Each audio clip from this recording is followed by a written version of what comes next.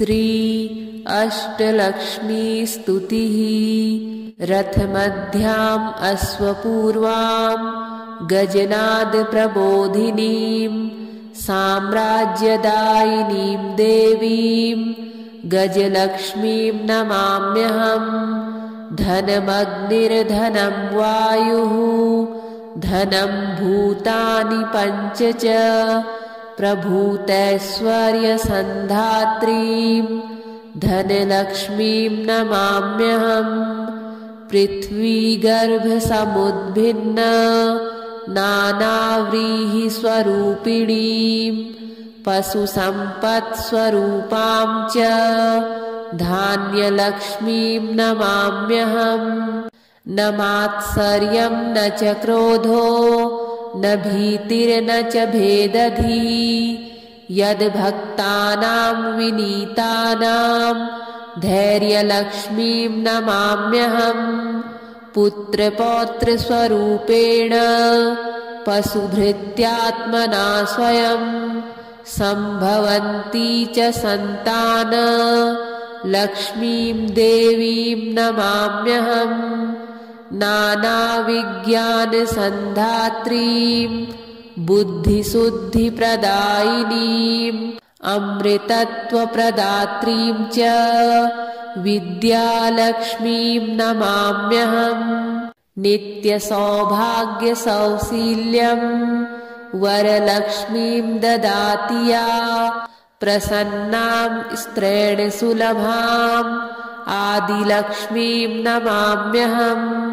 सर्वशक्तिस्वरूपां च सर्वसिद्धिप्रदायिनीं सर्वेश्वरीं श्रीविजयलक्ष्मीं देवीं नमाम्यहम्।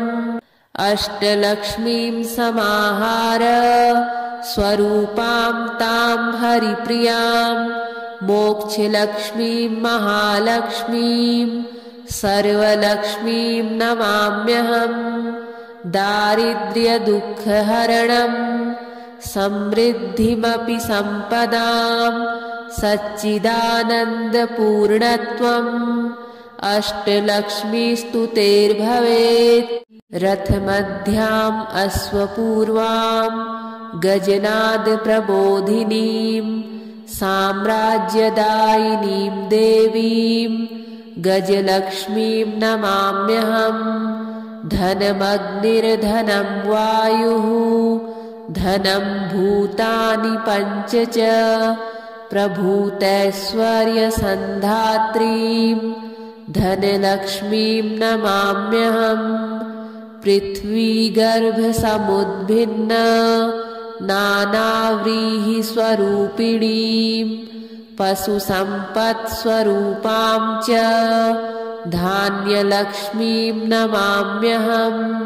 न मात्सर्यं न च क्रोधो न भीतिर्न च भेदधिः यद्भक्तानां विनीतानां धैर्यलक्ष्मीं नमाम्यहम्। पुत्रपौत्रस्वरूपेण पशुभृत्यात्मना स्वयं सम्भवन्ती च सन्तान लक्ष्मीं देवीं नमाम्यहम्। नानाविज्ञानसन्धात्रीं बुद्धिशुद्धिप्रदायिनीम् अमृतत्वप्रदात्रीं च विद्यालक्ष्मीं नमाम्यहम्। नित्यसौभाग्यसौशील्यं वरलक्ष्मीं ददाति या प्रसन्नां स्त्रेण सुलभाम् आदिलक्ष्मीं नमाम्यहम्। सर्वशक्तिस्वरूपां च सर्वसिद्धिप्रदायिनीं सर्वेश्वरीं श्रीविजयलक्ष्मीं देवीं नमाम्यहम्। अष्टलक्ष्मीं समाहार स्वरूपां तां हरिप्रियां मोक्षलक्ष्मीं महालक्ष्मीं सर्वलक्ष्मीं नमाम्यहम्। दारिद्र्यदुःखहरणं समृद्धिमपि सम्पदां सच्चिदानन्दपूर्णत्वम् अष्टलक्ष्मीस्तुतेर्भवेत्। रथमध्याम् अश्वपूर्वाम् गजनादप्रबोधिनीम् साम्राज्यदायिनीम् देवीम् गजलक्ष्मीम् नमाम्यहम्। धनमग्निर्धनम् वायुः धनम् भूतानि पञ्च च प्रभूतैश्वर्यसन्धात्रीम् धनलक्ष्मीम् नमाम्यहम्। पृथ्वीगर्भसमुद्भिन्न नानाव्रीहिस्वरूपिणीम् पशुसम्पत्स्वरूपाम् च धान्यलक्ष्मीम् नमाम्यहम्। न मात्सर्यम् न च क्रोधो न भीतिर्न च भेदधिः यद्भक्तानाम् विनीतानाम् धैर्यलक्ष्मीम् नमाम्यहम्। पुत्रपौत्रस्वरूपेण पशुभृत्यात्मना स्वयं सम्भवन्ती च सन्तान लक्ष्मीम् देवीम् नमाम्यहम्। नानाविज्ञानसन्धात्रीम् बुद्धिशुद्धिप्रदायिनीम् अमृतत्वप्रदात्रीम् च विद्यालक्ष्मीम् नमाम्यहम्। नित्यसौभाग्यसौशील्यम् वरलक्ष्मीम् ददाति या प्रसन्नाम् स्त्रेण सुलभाम् आदिलक्ष्मीम् नमाम्यहम्। सर्वशक्तिस्वरूपाम् च सर्वसिद्धिप्रदायिनीम् सर्वेश्वरीम् श्रीविजयलक्ष्मीम् देवीम् नमाम्यहम्। अष्टलक्ष्मीम् समाहार स्वरूपाम् ताम् हरिप्रियाम् मोक्षलक्ष्मीम् महालक्ष्मीम् सर्वलक्ष्मीम् नमाम्यहम्। दारिद्र्यदुःखहरणम् समृद्धिमपि सम्पदाम् सच्चिदानन्दपूर्णत्वम् अष्टलक्ष्मीस्तुतेर्भवेत्।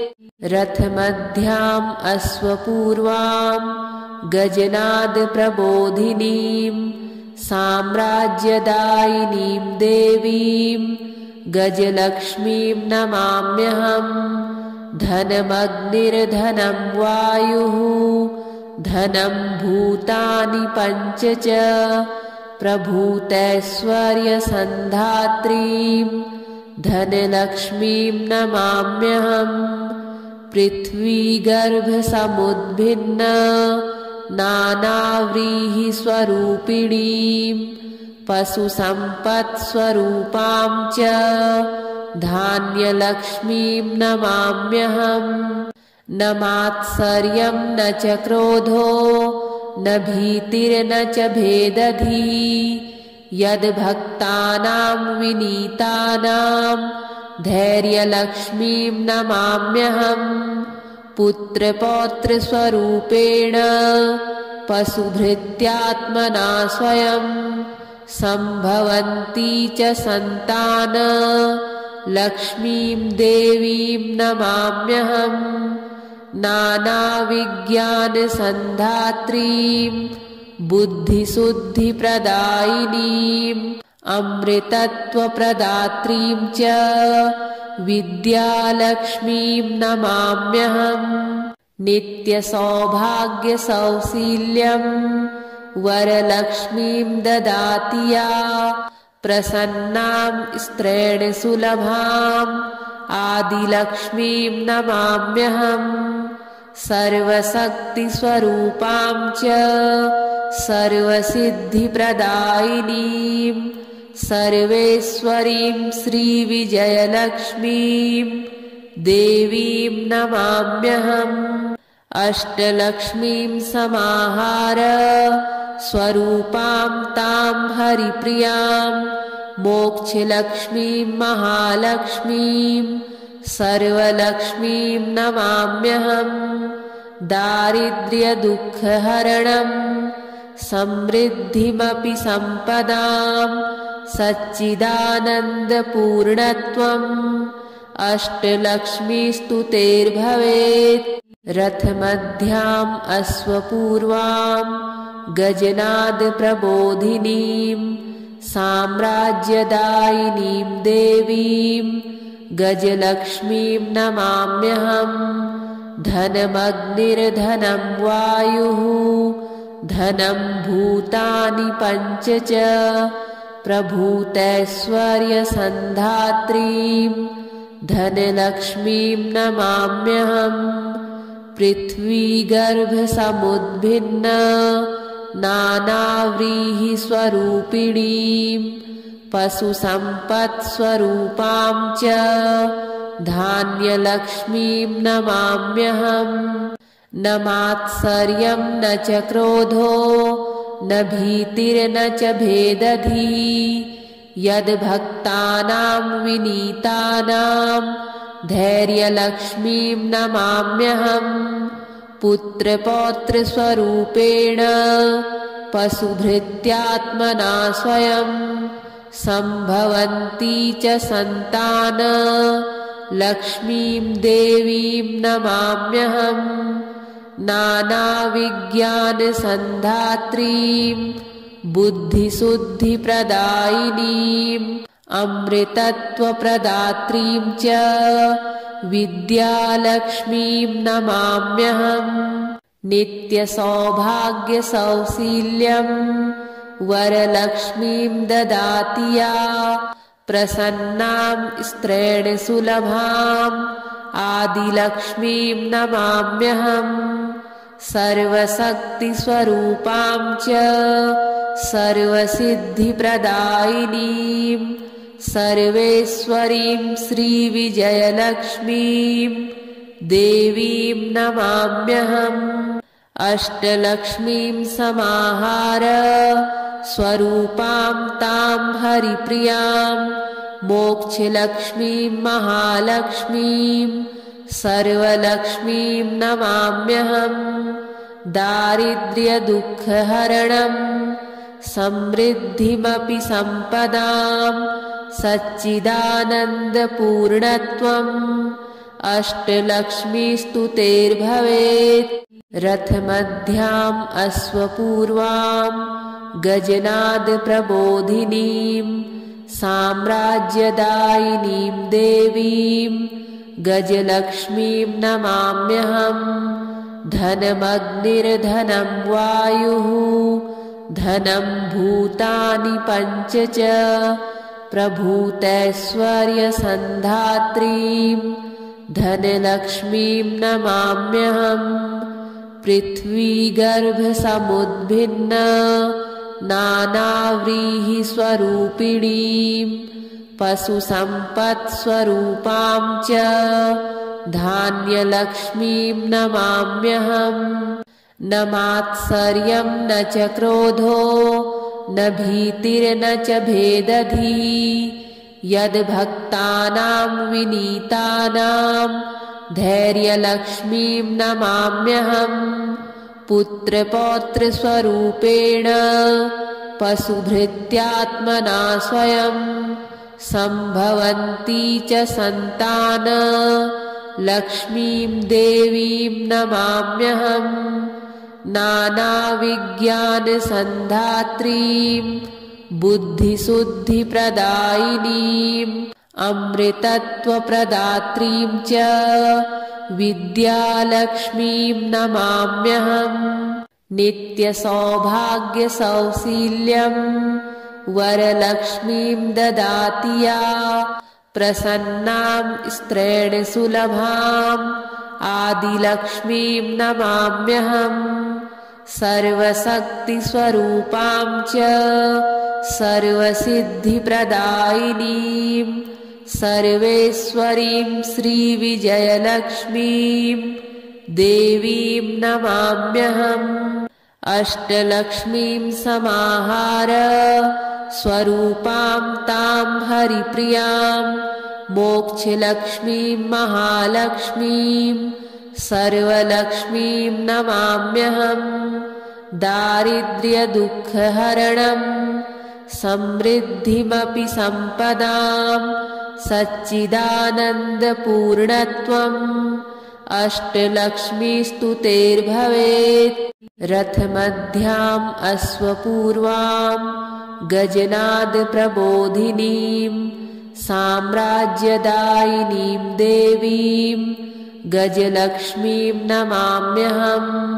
धनमग्निर्धनं वायुः धनं भूतानि पञ्च च प्रभूतैश्वर्यसन्धात्रीम् धनलक्ष्मीम् नमाम्यहम्। पृथ्वीगर्भसमुद्भिन्न नानाव्रीहिस्वरूपिणीम् पशुसम्पत्स्वरूपां च धान्यलक्ष्मीम् नमाम्यहम्। न मात्सर्यं न च क्रोधो न भीतिर्न च भेदधिः यद्भक्तानां विनीतानां धैर्यलक्ष्मीम् नमाम्यहम्। पुत्रपौत्रस्वरूपेण पशुभृत्यात्मना स्वयं सम्भवन्ती च सन्तान लक्ष्मीं देवीं नमाम्यहम्। नानाविज्ञानसन्धात्रीं बुद्धिशुद्धिप्रदायिनीम् अमृतत्वप्रदात्रीं च विद्यालक्ष्मीं नमाम्यहम्। नित्यसौभाग्यसौशील्यं वरलक्ष्मीं ददाति या प्रसन्नां स्त्रेण सुलभाम् आदिलक्ष्मीं नमाम्यहम्। सर्वशक्तिस्वरूपां च सर्वसिद्धिप्रदायिनीं सर्वेश्वरीं श्रीविजयलक्ष्मीं देवीं नमाम्यहम्। अष्टलक्ष्मीं समाहार स्वरूपां तां हरिप्रियां मोक्षलक्ष्मीं महालक्ष्मीं सर्वलक्ष्मीं नमाम्यहम्। दारिद्र्यदुःखहरणं समृद्धिमपि सम्पदां सच्चिदानन्दपूर्णत्वम् अष्टलक्ष्मीस्तुतेर्भवेत्। रथमध्याम् अश्वपूर्वाम् गजनादप्रबोधिनीम् साम्राज्यदायिनीं देवीं गजलक्ष्मीं नमाम्यहम्। धनमग्निर्धनं वायुः धनं भूतानि पञ्च च प्रभूतैश्वर्यसन्धात्रीं धनलक्ष्मीं नमाम्यहम्।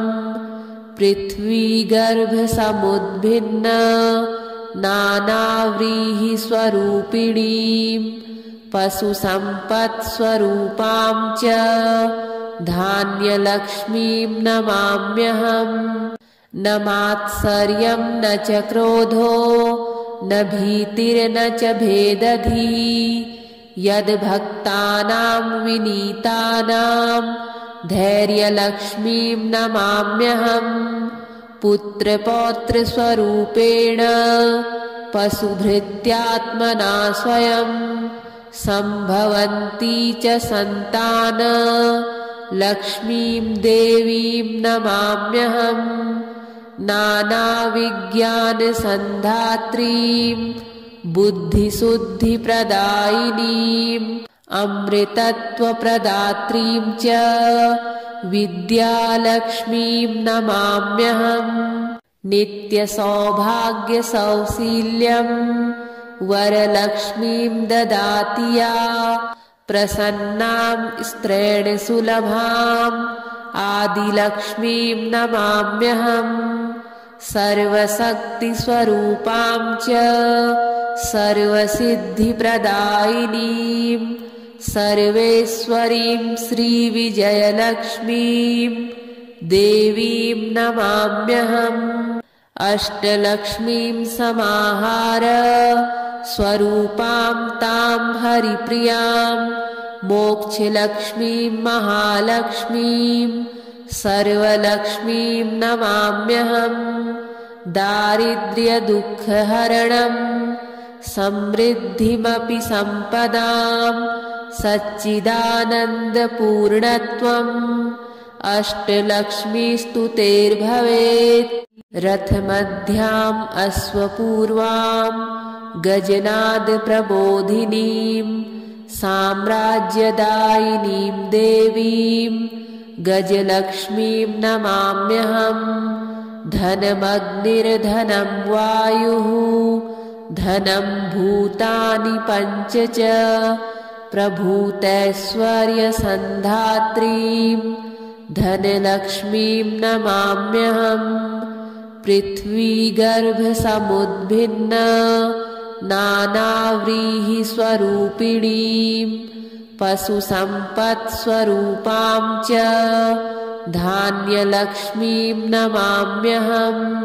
न मात्सर्यं न च क्रोधो न भीतिर्न च भेदधिः यद्भक्तानां विनीतानां धैर्यलक्ष्मीं नमाम्यहम्।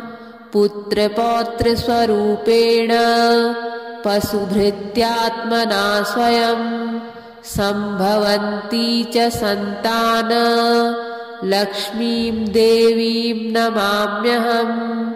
नानाविज्ञानसन्धात्रीं बुद्धिशुद्धिप्रदायिनीं अमृतत्वप्रदात्रीं च विद्यालक्ष्मीं नमाम्यहम्। नित्यसौभाग्यसौशील्यं वरलक्ष्मीं ददाति या प्रसन्नां स्त्रेण सुलभाम् आदिलक्ष्मीं नमाम्यहम्। सर्वशक्तिस्वरूपां च सर्वसिद्धिप्रदायिनीं सर्वेश्वरीं श्रीविजयलक्ष्मीं देवीं नमाम्यहम्। अष्टलक्ष्मीं समाहार स्वरूपां तां हरिप्रियां मोक्षलक्ष्मीं महालक्ष्मीं सर्वलक्ष्मीं नमाम्यहम्।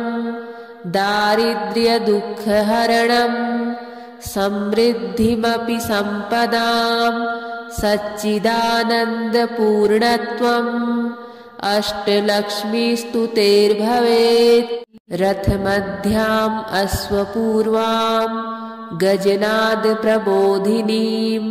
साम्राज्यदायिनीं देवीं गजलक्ष्मीं नमाम्यहम्। धनमग्निर्धनं वायुः धनं भूतानि पञ्च च प्रभूतैश्वर्यसन्धात्रीं धनलक्ष्मीं नमाम्यहम्। पृथ्वीगर्भसमुद्भिन्न नानाव्रीहिस्वरूपिणीं पशुसम्पत्स्वरूपां च धान्यलक्ष्मीं नमाम्यहम्। न मात्सर्यं न च क्रोधो न भीतिर्न च भेदधिः यद्भक्तानां विनीतानां धैर्यलक्ष्मीं नमाम्यहम्। पुत्रपौत्रस्वरूपेण पशुभृत्यात्मना स्वयं सम्भवन्ती च सन्तान लक्ष्मीं देवीं नमाम्यहम्। नानाविज्ञानसन्धात्रीं बुद्धिशुद्धिप्रदायिनीं अमृतत्वप्रदात्रीं च विद्यालक्ष्मीं नमाम्यहम्। नित्यसौभाग्यसौशील्यं वरलक्ष्मीं ददाति या प्रसन्नां स्त्रेण सुलभाम् आदिलक्ष्मीं नमाम्यहम्।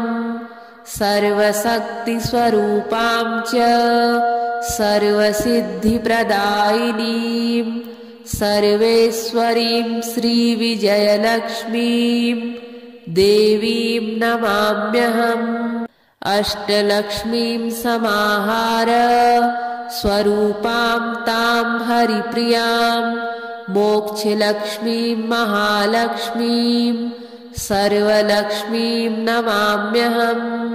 दारिद्र्यदुःखहरणं समृद्धिमपि सम्पदां सच्चिदानन्दपूर्णत्वम् अष्टलक्ष्मीस्तुतेर्भवेत्।